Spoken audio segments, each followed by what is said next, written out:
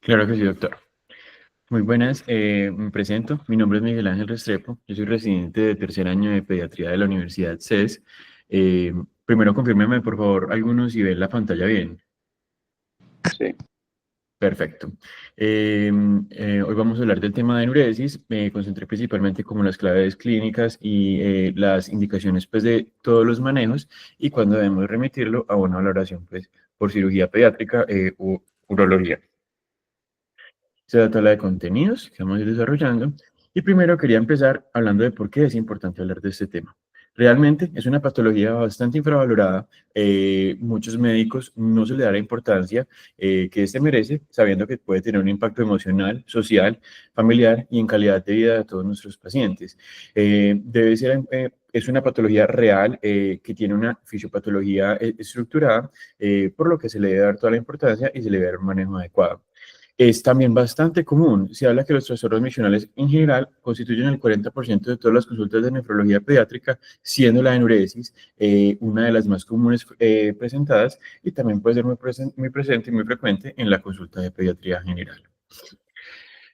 Antes de hablar de qué es enuresis, es importante tener unas claves claras sobre cómo es la micción y cómo podemos ir desarrollando. Hablar que la micción y la continencia son el resultado de una buena función y coordinación entre la vejiga y la uretra. Se pasa por dos fases principalmente, la fase de llenado y la fase de vaciamiento. En la fase de llenado vamos a hablar de que la orina se va a acumular en la vejiga sin aumentar la presión, acomodando su contenido, mientras que en la fase de vaciamiento hay una relajación del esfínter externo y una contracción del detrusor, lo que permite la liberación del contenido vesical. La vejiga y los mecanismos de continencia funcionan mediante una combinación entre la madurez del sistema nervioso central, la capacidad del niño para reconocer y responder a las sensaciones de la vejiga, por lo que vamos a ver que es obviamente un proceso de maduración que conlleva cierto o requiere ciertos hitos del neurodesarrollo que el niño desarrolla para poder lograr la continencia. Muy importante para lograr entender cómo funciona todo, tenemos que recordar que se requiere una integridad tanto del sistema nervioso central como del sistema urinario para hablar de que se puede tener continencia. En el sistema nervioso central se resalta la importancia de que se requiere tanto un control simpático, parasimpático y somático.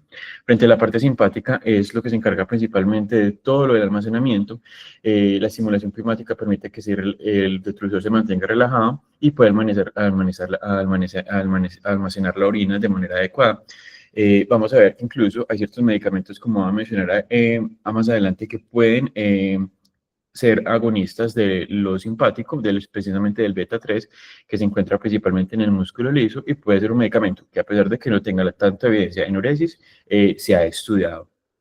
En cuanto a lo parasimpático, lo que estimula mediante lo colinérgico es la contracción del detrusor y la relajación del esfínter interno. Pero también hay un gran componente somático, que lo que permite es controlar el esfínter externo, tanto de la uretra anal y del piso pélvico, lo que le permite a la persona precisamente tener esa continencia y decidir cuándo es el momento de ir al baño.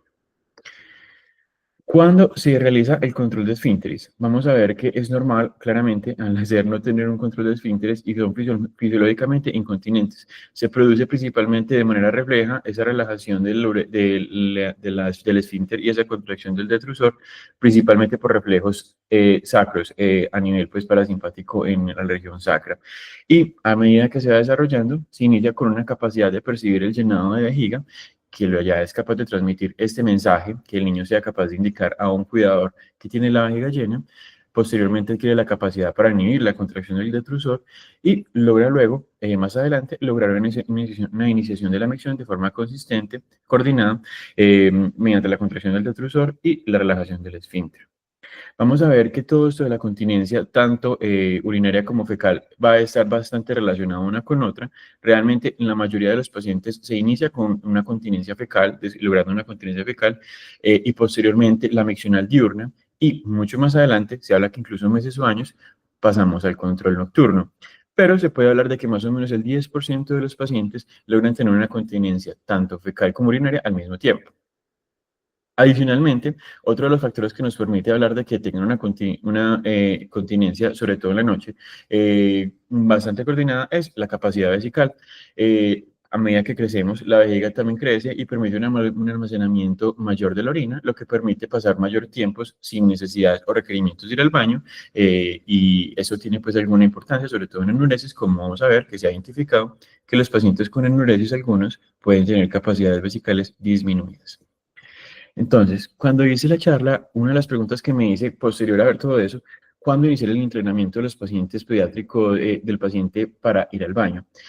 Antes se hablaba de unos tiempos muy específicos, se hablaba de que más o menos entre los 21 y 36 meses de edad era el momento perfecto para iniciar el entrenamiento, que una vez iniciado el entrenamiento teníamos más o menos 6 meses para que el niño lograra controlar pues, o el desarrollo de toda la continencia, pero ya más o menos se habla, sobre todo, por ejemplo, los más actualizados que encontré fue, por ejemplo, de la Academia Americana de Medicina Familiar, nos habla que más o menos, en vez de hablar de una edad exacta donde el niño debe empezar el entrenamiento, se habla de que debe de tener unos hitos del neurodesarrollo importantes para identificar el que sea adecuado este entrenamiento.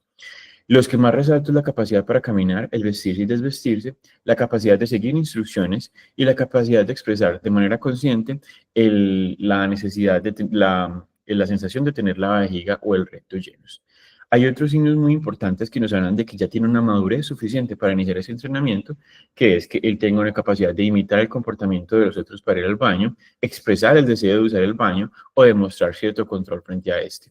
También hablan de otros menos específicos, como por ejemplo que ya tenga un ciclo urinario pues, o gastrointestinal mucho más rutinario, o sea, ya tenga un horario específico para ir a los baños, que él mismo lo va desarrollando, o por ejemplo también que él desee usar en vez de pañal ya ropa interior de adulto, pues lo que refieren ellos como ropa interior de niño grande. Ahora, ya cuando nos vamos precisamente a lo que es enuresis, nos vamos a ese artículo que nos habla del Comité Internacional para la Continencia de los Niños. Normalmente ellos lo que permiten es dividir los síntomas de toda la disfunción del tracto urinario inferior, y lo divide principalmente en síntomas sugestivos de alteración del almacenamiento y síntomas sugestivos de alteración del vaciamiento.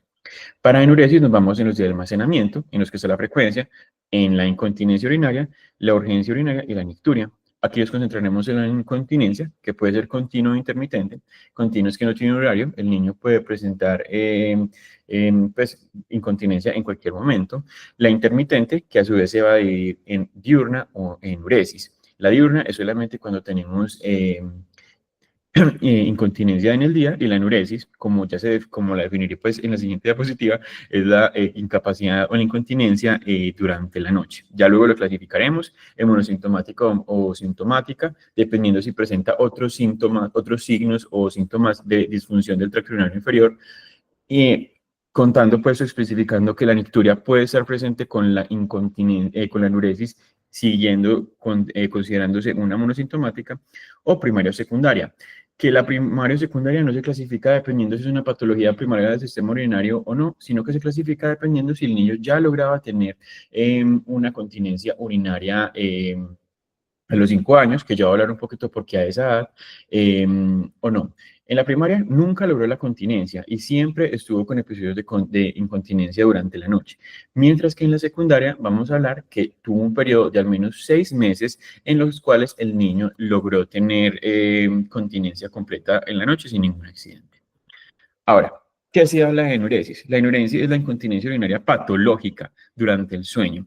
¿Por qué resalto la palabra patológica? Porque realmente enuresis puede tener un niño en la edad temprana sin presentarse o ser una enfermedad pues, por sí. Se define patológica cuando es en mayores de 5 años y se define significativa cuando tiene al menos un episodio por mes durante 3 meses. Esto lo saqué, por ejemplo, también de lo mismo del Comité Internacional de la Continencia, pero concuerda también con lo que describen, por ejemplo, el DSM-5 o el ICD-10, que también son otras organizaciones que nos hablan de definiciones.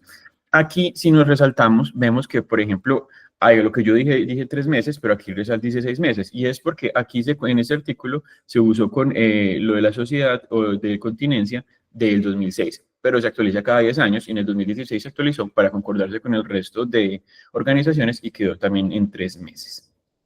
Ahora, ¿por qué 5 años? Yo hablé que más o menos entre los 21 y 36 meses ya se podía iniciar, por ejemplo, el entrenamiento y que más o menos a los 6 meses aproximadamente se lograba la continencia. Entonces, ¿por qué 5? Vamos a ver que realmente en el mismo artículo se habla que puede ser un poco arbitrario, ya que varios niños pueden conseguir la continencia antes de los 5 años. Pero vamos a ver que la probabilidad de una resolución espontánea antes de los 5 años es muy grande. Incluso vamos a ver que después de los 5 años la resolución espontánea es lo más común. Pero sí se resaltan, por ejemplo, sobre todo en este último estandarización, de que en pacientes menores se puede hablar de que ya tienen una enuresis si ya había presentado un control de esfínteres previo por 6 meses. Una nuevamente está con una enuresis, que ya sería una enuresis secundaria. Pero por términos generales, siempre va a hablar de enuresis para mayores de 5 años por la alta probabilidad de una resolución espontánea antes de esta edad. Ahora, una vez ya definido la enuresis, tenemos que clasificarla. Lo primero tenemos que identificar que es monosintomática o no monosintomática. Ya dije que la monosintomática es aquella que no tiene otros síntomas de disfunción del tracto urinario inferior, a excepción de la nicturia que puede estar presente. Ya ahí la clasificamos primaria o secundaria, como yo lo había mencionado, y en la no sintomática es importante identificar que no tenga ningún otro síntoma de alteración del tracto urinario. Puede ser de almacenamiento, de vaciamiento, o los que no están clasificados en ninguna de las dos, que serían los otros, y es importante resaltar lo que es la disfunción vesical o la disfunción vesical intestinal. La disfunción vesical más o menos, no, la disfunción vesical se considera cuando, además de la anuresis, tenemos signos de alteración urinaria en diurnas, en el cual ya hablamos pues de que a pesar de que no tenga incontinencia per se en el día, que tenga por ejemplo aumento de la frecuencia, urgencias o algún otro síntoma, ya nos va a dar una disfunción vesical. Y cuando yo tengo una disfunción vesical intestinal, hablamos de que adicional a las alteraciones vesicales también va a tener algunas alteraciones en el intestino para la continencia. Vamos a ver que hay una alta relación, por ejemplo, entre la enuresis y la constipación y la encopresis, por lo que es muy importante identificar, y como ya mencioné, lo primero que se logra en la continencia es el intestino. Entonces a veces, por ejemplo, en los pacientes que tienen constipaciones tan severas que son muy dolorosas y hacen una retención voluntaria de las heces, lo que vayan a llevar es a nunca lograr la continencia intestinal, y como nunca logran la continencia intestinal, y ese es un hito importante para luego la vesical, tampoco logran completar la continencia vesical durante la noche. Ahora, ¿qué tan común es? Vamos a ver que es bastante común. Se habla que más o menos que el 5 al 10% de todos los niños en Estados Unidos con 7 años van a presentar enuresis. Se estima que más o menos de 5 a 7 millones de niños en Estados Unidos la sufren. Cada año, más o menos el 14 de los niños que presentan enuresis van a tener resolución espontánea, incluso después de los 5 años. Entonces es muy bueno y siempre darle la tranquilidad a los padres de que la mayoría van a recuperarse sin ningún tratamiento incluso, y que la enuresis monosintomática es 2 veces mucho más frecuente en hombres que en mujeres, siendo también pues, más común la monosintomática. ¿Qué factores de riesgo se han identificado?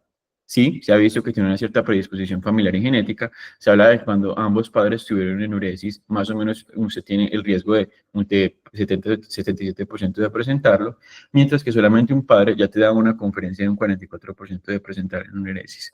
Hay otras patologías muy importantes, sobre todo la apnea de sueño obstructiva, sobre todo cuando tiene, por ejemplo, o está asociada a hipertrofia de adenoides, en esos pacientes. Incluso, como voy a mencionar ahora más adelante en tratamiento, en aquellos pacientes que se han visto que tienen apnea del sueño obstructiva por adenoides, una vez se corrige la cirugía de adenoides, se ha visto que puede mejorar un poco la propia enuresis. La obesidad, la marcha tópica, retrasos en el neurodesarrollo, el estar institucionalizado, eventos de vida importantes o estresores, principalmente, por ejemplo, cuando yo estoy pensando en una enuresis secundaria, la epilepsia o ciertos medicamentos, sobre todo psiquiátricos, como por ejemplo los inhibidores de la recaptación de serotonina, el ácido valproico y la clozapina, se han relacionado también con enuresis. Adicional a estos factores de riesgo, hay unas comorbilidades importantes para mencionar. La constipación, la quería mencionar también como muy importante, ya había mencionado por qué, pero por ejemplo en el TDAH también se ha relacionado mucho con la enuresis. También el TDAH se ha visto que le predispone a un factor de riesgo mayor de no responder a los tratamientos y de persistir a la edad adulta, por lo que es importante identificar a esos pacientes y tratar esa comorbilidad. Pero muy importante, resalto con otro color la infección del tracto urinario. ¿Por qué? Porque cuando uno tiene una infección del tracto urinario inferior, por la propia inflamación de la vejiga, todos estos mecanismos que me permiten la continencia pueden verse afectados y es una causa que en ciertos se debería descartar incluso. Por ejemplo, vamos a ver que uno de los paraclínicos que se solicita siempre va a ser un uroanálisis y es precisamente para identificar a esos pacientes que tienen infección urinaria como causa de la enuresis. Puede ser incluso secundaria en pacientes que ya tenían continencia y pierden esta continencia. Habría que pensar entre los eventos estresores que ya vamos a hablar, sobre todo el abuso, también podría ser causado por una infección urinaria. Ahora, ¿cómo es la fisiopatología? Vamos a ver que realmente los pacientes con enuresis tienen varios factores que los van a predisponer a presentar esta patología. Vamos a ver que ya he visto que las personas con enuresis tienen un sueño mucho más profundo y tienen dificultades para responderse frente a una vejiga llena. Esto se dijo hace mucho tiempo, había unos estudios que decían que sí era cierto, pero ya ha sido muy controversial y todavía no se ha determinado bien. Lo que sí se sabe es que los niños tienen un sueño más fragmentado y que los episodios de enuresis no están asociados a un momento específico de sueño, no están asociados al REM o al no REM, sino que pueden presentarse en cualquier momento. Adicionalmente, se ha visto que los niños con enuresis tienen una sobreproducción de orina en la noche. Todas las personas tenemos un ciclo circadiano normal que nos permite producir menos orina en la noche y más en el día. Y eso se produce por una mayor liberación de la hormona antidiurética durante la noche. Esto es fisiológico. Se ha visto que en los niños con enuresis puede ser un poco deficiente esta liberación de vasopresina, pues hormona antidiurética durante la noche, lo que permite que se produzca más orina y que esta pues se tenga que ser liberada. Y en ciertos casos pues llevar a enuresis. Adicionalmente, vamos a ver que hay una capacidad reducida de la vejiga. Sí se ha asociado que los niños con enuresis tienen vejigas un poco más pequeñas, pero adicionalmente no solamente son más pequeñas, sino que también se ha visto que tienen una hiperactividad del detrusor de manera nocturna, lo que hace que tengan una capacidad funcional de almacenamiento mucho menor y que las contracciones que puedan presentar durante la noche los lleve a pequeños episodios de enuresis pues, o de orina. Adicionalmente, algo mucho más actualizado, pues o algo más novedoso, es que se ha visto que también tienen una disfunción autonómica estos niños, lo que tienen una mayor regulación alterada con una mayor hiperactividad simpática, lo que los puede llevar a una poliuria nocturna, a la capacidad para despertarse frente a la vejiga llena, que también puede presentarse en esos niños. Se ha visto precisamente porque estos niños con enuresis pueden tener una variabilidad en la frecuencia cardíaca mucho más grande y adicionalmente no tienen una respuesta al dip nocturno de la presión arterial tan marcada como los niños que tienen normales.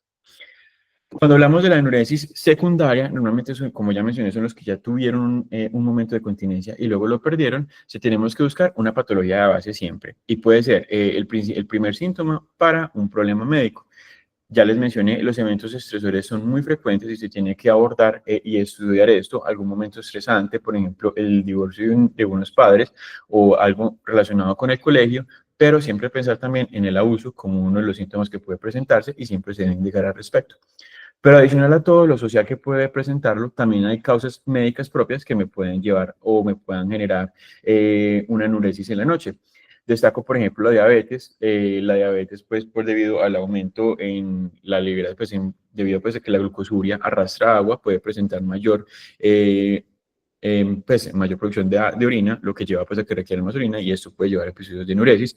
La infección urinaria ya la había mencionado, y la falla renal aguda también puede presentarse como una enuresis. Cuando tenemos una enuresis no monosintomática, normalmente vamos a ver que se puede atribuir a una patología subyacente. Se obtiene mayor asociación con algunos trastornos psicológicos, ya mencioné el TDAH como uno, pero también puede presentarse con el TOC, la ansiedad de separación u otros síntomas, y también ya con enfermedades anatómicas, tanto del sistema nervioso central, lumbares, como por ejemplo también alteraciones de malformaciones urinarias que también tenemos que tener en cuenta y ya se presenta o se deben de estudiar en las enuresis no monosintomáticas, que siempre es un criterio para estudiar a esos pacientes. ¿Cómo vamos a realizar el diagnóstico de los pacientes?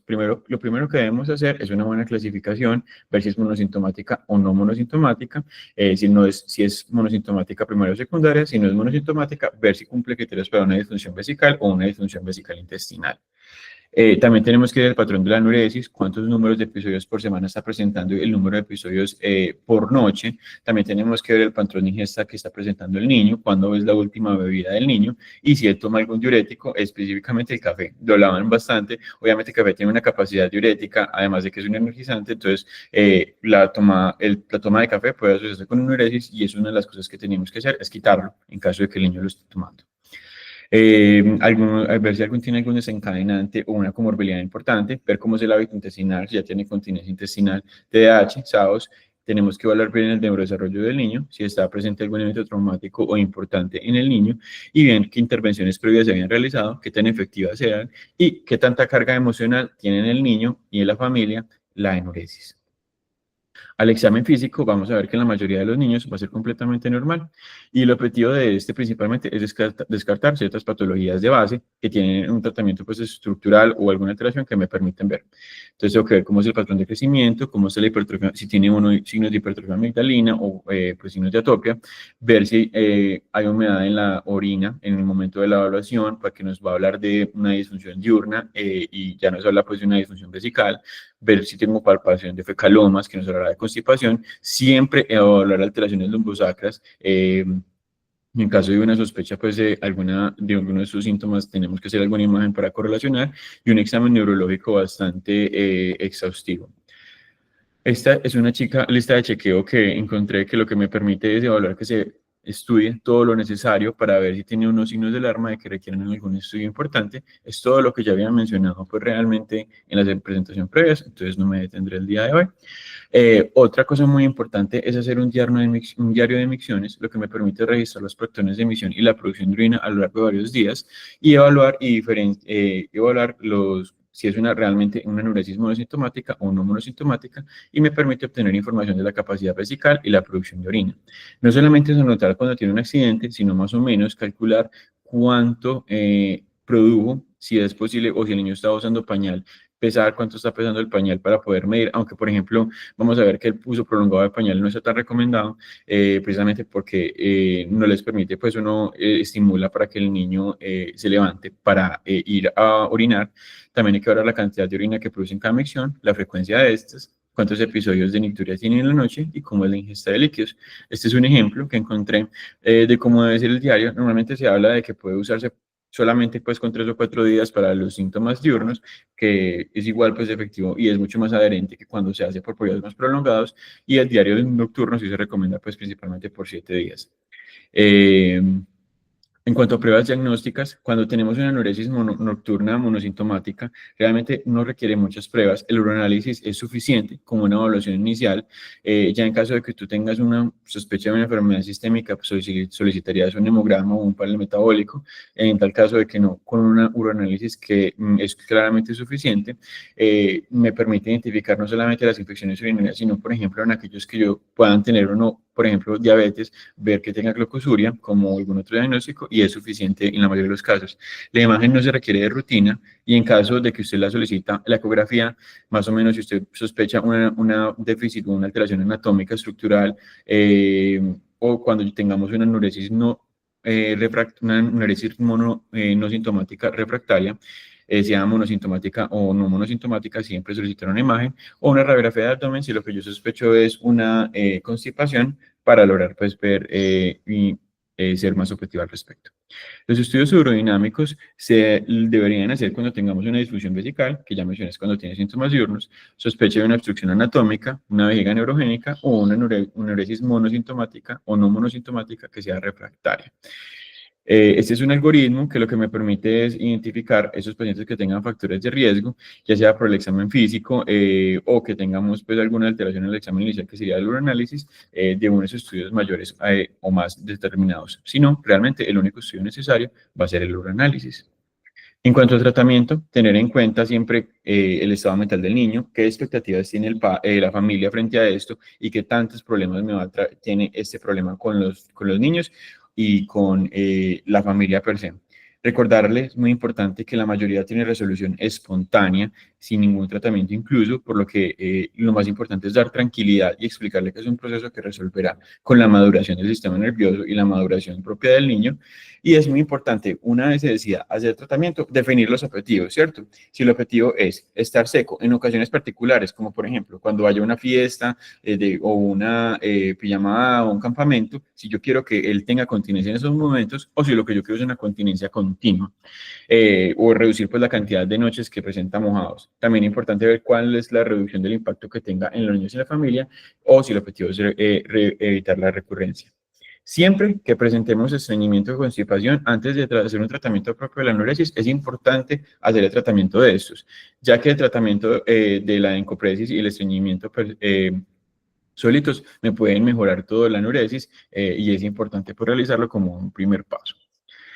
Entonces, lo más importante en la anuresis siempre va a ser la educación, explicar que es común y que va resolviendo a medida que el niño crece, explicarle que nunca es culpa del niño ni de la familia, nunca se debe castigar al niño por mojar la cama y realmente se debe fomentar simplemente la esperanza, hacer un sistema de recompensa positivo cuando el niño logra la continencia, más no un castigo o quitar cosas cuando el niño tenga la anuresis. El impacto que tiene el niño que moje la cama se puede reducir usando, por ejemplo, protectores de cama para el colchón, usar eliminadores de olores en la habitación del niño y lavar muy bien pues, la ropa posterior a los eventos. Otras cosas que se deben hacer es tratar de que el niño orine entre 5 y 7 veces en el día y antes de acostarse. Evitar bebidas con cafeína o con mucho azúcar. Y normalmente hay ciertas recomendaciones frente a la restricción de líquidos. Lo más común es siempre evitar 2 horas la bebida antes de dormir. Pero, por ejemplo, encontré este que me pareció bacano, en el cual recomendaban que todos los líquidos que requiere el niño tomar durante el día, solamente el 20% sean administrados después de las 5 p.m., como una estrategia también para poder evitar que el niño tenga la anuresis. Como ya mencioné, el uso de pañal no se recomienda después de los 5 años en la noche, precisamente porque hace que el niño no se tenga que levantar y que no permanezca mojado durante la noche. Por eso, entonces, porque entonces el niño nunca tendrá el estímulo para pararse. Entonces no se recomienda el uso del pañal. Ya cuando yo decido qué tratamiento, hay 2 estrategias que tienen más evidencia, que son las alarmas en cama y la desmopresina, como vamos a ver. Frente a las alarmas en cama, vamos a ver que es un dispositivo que activa para despertar al niño cuando el niño presenta un episodio. Puede ser por un timbre o por vibraciones, y lo que va a hacer es que va a disminuir el umbral de excitación alto que se alcanza con la vejiga llena. La Asociación Europea de Urología lo recomienda como la primera línea, tiene unas altas tasas de éxito entre el 50 y el 70%. Se debe educar a los niños sobre su papel, que el niño tiene que identificar que cuando vibre o suene este aparato, el niño tiene que ir al baño, orinar, en caso de que ya tuvo pues el accidente, tiene que se debería de limpiar y también pues identificar que tienen ayuda pues del cuidador en caso de que esto se presente.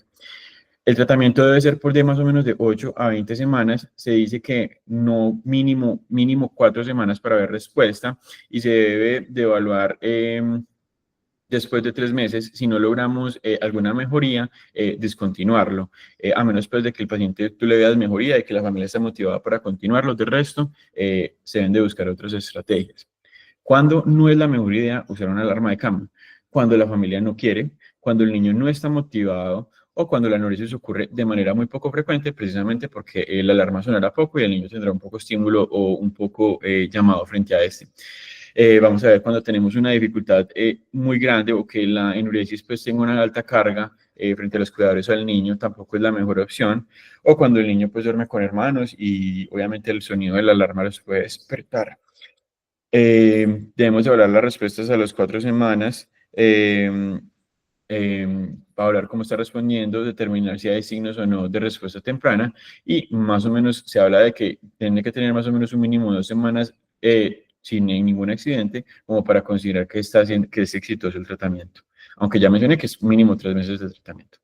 Consideraciones: el dispositivo debe utilizarse todas las noches, no es que unas noches sí, unas noches no, para que tenga funcione bien debe usarse continuamente, se debe tener un registro para ver cómo está funcionando y se debe hacer un seguimiento más o menos a la primera o a la tercera semana después de dar este dispositivo para responder pues todas las preguntas que pueda tener La desmopresina es uno de los medicamentos o la terapia farmacológica que ha tenido más evidencia. Recordemos que la desmopresina es un análogo sintético de la hormona antidiurética, que lo que permite es unirse a los receptores B2 a nivel del tubo colector renal y permite pues una expresión más de aquaporina, una mayor absorción de agua y evita menos producción de orina. Los volúmenes miccionales normales durante el día es la primera línea cuando tenemos volúmenes miccionales normales durante el día y la enuresis es en poca cantidad y o pocos episodios durante la noche y pocas veces, pues pocas noches y alta producción de orina nocturna o de una vejiga hiperactiva. La europea de urología recomienda para poliuria nocturna comprobada y las guías NICE lo recomiendan para mayores de 7 años y solamente considerarla entre los 5 y 7 años si la alarma no ha funcionado. Realmente se recomienda que se usen primero dosis más bajas y luego se vaya aumentando de manera gradual la dosis hasta ver cuando tengamos una resolución exitosa y siempre tener pues en cuenta que puede tener un riesgo este medicamento, puede producir hiponatremia, una toxicidad por agua y puede y tiene pues también afortunadamente unas altas tasas de respuesta, pero desafortunadamente tiene unas altas tasas de recaída, por lo que no es el medicamento ideal si el riesgo o el objetivo es evitar las recaídas posteriores. Cuando se recomienda más la alarma y no tanto la deslopresina, cuando tenemos una alta frecuencia durante las noches y tenemos una dificultad para despertar. Mientras que la despropresina es cuando yo solamente lo prefiero para eventos específicos, por ejemplo, que cuando va a salir se puede usar la despropresina como una opción, o cuando tengo algún trastorno pues asociado que me pueda preferir, o si lo prefiere la familia, también se puede usar más la despropresina. Hay otros medicamentos, los anticolinérgicos. Recordemos que, como mencioné en las primeras diapositivas, el parasimpático es el encargado de la contracción del detrusor y la relajación del esfínter interno. Si yo bloqueo ese estímulo, lo que voy a permitir es mantener la vejiga sin contracción.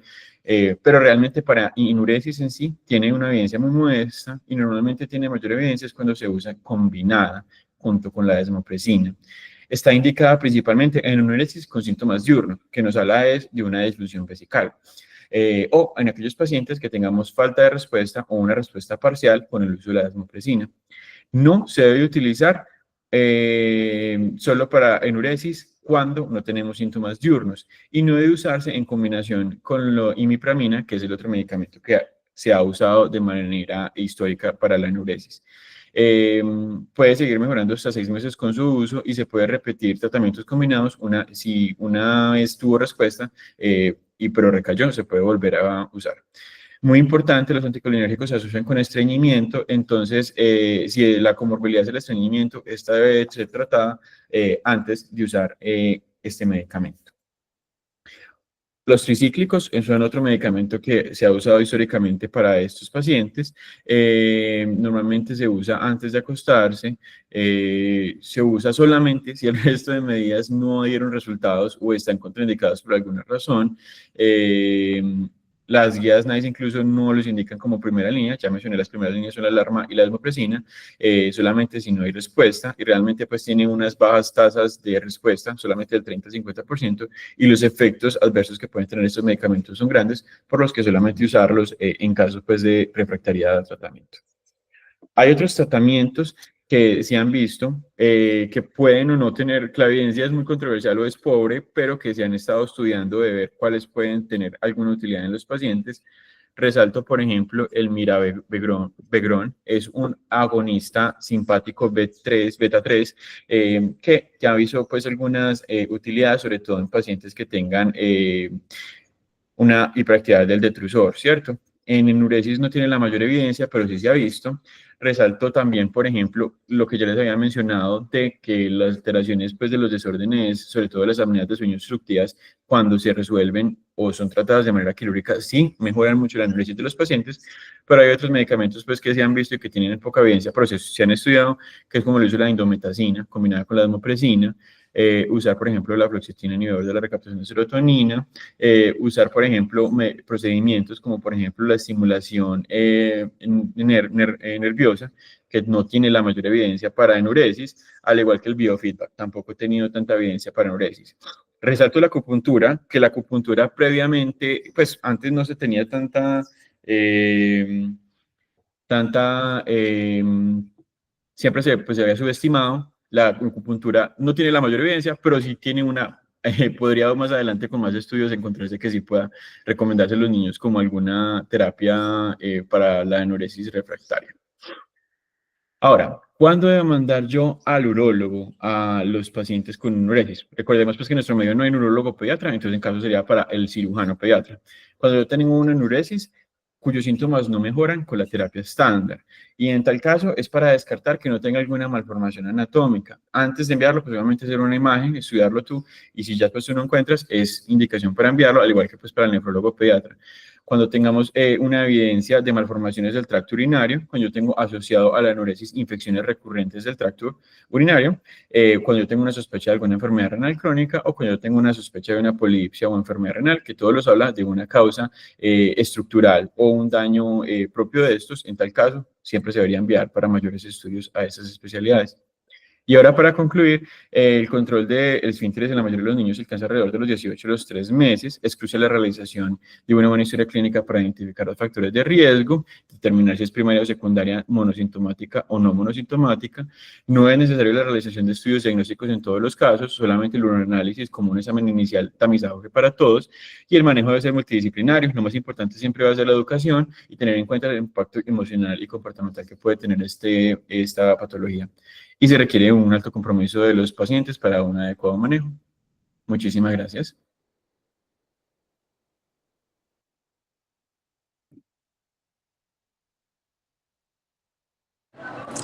Miguel, buenos días. Buenos días, profe. Bueno, en primer lugar, pues recalcar lo que tú empezaste diciendo, la enuresis es un reto, definitivamente, porque genera mucho impacto emocional en el niño y en la familia también. Entonces, pues el énfasis en lo que tú mencionaste a lo largo de la charla, no castigar, no corregir, pues no tener como medidas represoras o castigadoras o punitivas frente a la enuresis, porque finalmente es algo que el niño no puede controlar pues voluntariamente. Siempre tener en cuenta que hay que estar pendientes y que responden, digamos, no es que sea el tratamiento, pero le va mejor al niño que tiene refuerzos positivos que al que tiene conductas punitivas por parte de los padres. Entonces, tratar de tener en cuenta esa parte, ¿cierto? A la hora de recomendarles a los padres las medidas no farmacológicas o no de intervención directa. Entonces, recordar las bebidas con cafeína, no solo el café, el té, el chocolate también tienen cafeína. Las golosinas también dan muchas ganas de orinar por la carga de glucosa que tienen. Los lácteos también dan muchas ganas de orinar. Entonces, recordarle como esos tipos de bebidas a los padres o de alimentos para que eviten su consumo horas antes de ir a dormir. Y el consumo de líquidos después de cierta hora. Siempre, pues, independientemente de la medida terapéutica que vayas a tomar, estas medidas conductuales pueden ser un refuerzo importante a la hora del tratamiento de la enuresis. Muchas gracias, profe. La doctora María Carolina Arroyo tiene la mano levantada.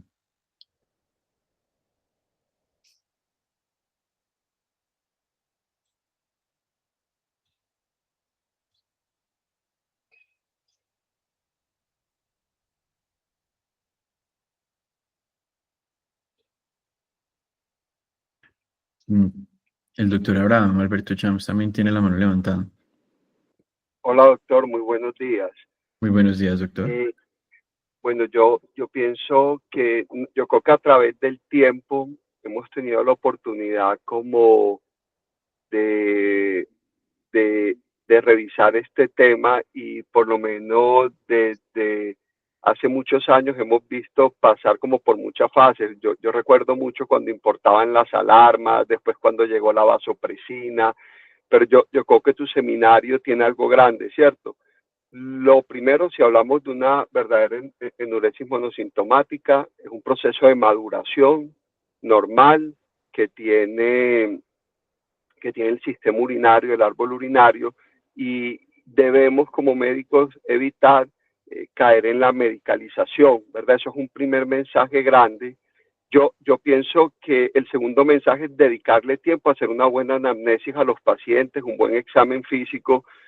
A veces por la rapidez que nos toca hacer la consulta, es más fácil pedir una urodinamia que encuestar o hacer una anamnesis adecuada en donde podemos ir incluso descartando patologías o síntomas de alarma en los pacientes. A veces, en mi opinión, cuando llegan pacientes con 3 urodinamias, 5 ecografías, claro, durante ese proceso de maduración siempre van a reportar, entre comillas, lecturas patológicas, pero que realmente no son patológicas, sino que son las lecturas normales de un niño que está madurando su árbol urinario. Lo tercero, usar medicamentos no es inocuo. Mira que tú mismo decías, el tema de los anticolinérgicos y de la vasopresina tienen efectos también colaterales. Entonces, yo creo que hemos ido viviendo en la historia natural o en el estado del arte de la enfermedad, a veces medicalizar muchos pacientes, efectos colaterales que incluso a veces empeoran la ansiedad del niño y no ayudan, ¿verdad? Porque estar con mucosa seca, estar con efectos colaterales también empeora. En lo personal, como tú bien dijiste, si ya yo identifico factores de riesgo, si ya yo identifico causas diferentes a la enuresis, por supuesto, hay que estudiarlo, hay que remitirlo, hay que tratarlo. Pero a lo último, yo creo que casi que todo se resume a tiempo, ¿verdad?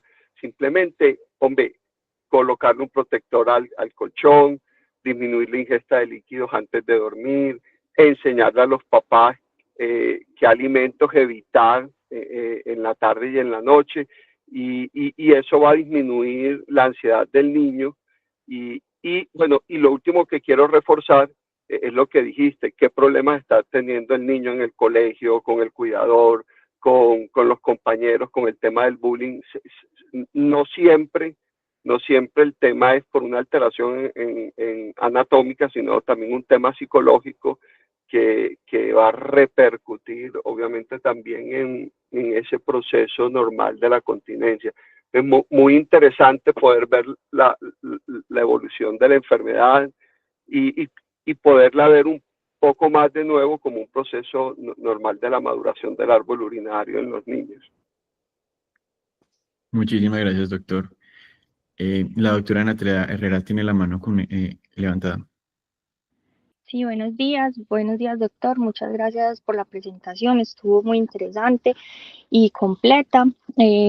Yo tenía pues una sugerencia y es que las referencias no eran muy visibles como por el color y el tamaño, y a veces es muy chévere como poder ver como las fuentes de los datos, entonces como para mejorar eso en una próxima presentación. Y tenía una duda que es más de curiosidad y es respecto a la prescripción de las alarmas. Como en realidad ustedes como pediatras y como nefrólogos son los que hacen esto, no sé si es una herramienta que se logra conseguir fácil como por los padres, si eso está en el POS o cómo sería el proceso para la adquisición. Realmente la respuesta si está adquisitiva en el POS no la tengo tan clara en este momento. Sé que es posible conseguirlo por redes fácilmente, sobre todo pues por ejemplo por Mercado Libre o por ejemplo por Amazon. Sé que se puede conseguir fácilmente y llega pues fácilmente. No sé si el doctor Fernando Ando va a opinar algo al respecto. O si la doctora Catalina nos podría ayudar con esa pregunta.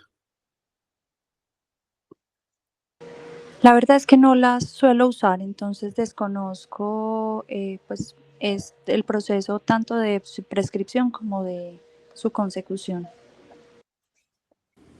Listo. Bueno, muchísimas gracias y vuelvo y le digo muy completa la presentación y muy amena. Muchas gracias. Muchas gracias, doctora. Un tipcito final. En mi experiencia, a mí me tocó la época en que uno tenía más tiempo para dedicarle a los pacientes. Yo creo que el secreto de los niños constipados y de los niños con enuresis y una influencia muy grande es dedicarles el tiempo suficiente. A mí cuando me llegaba un niño constipadito, que ya lo habían visto varios, lo primero que hacía era, y eso que en la época mía yo tenía mucho más flexibilidad en mi tiempo de consulta, les dejaba una tarde entera para ellos. con la familia y hablábamos y hablábamos y hablábamos y reforzábamos. Esto es muy importante.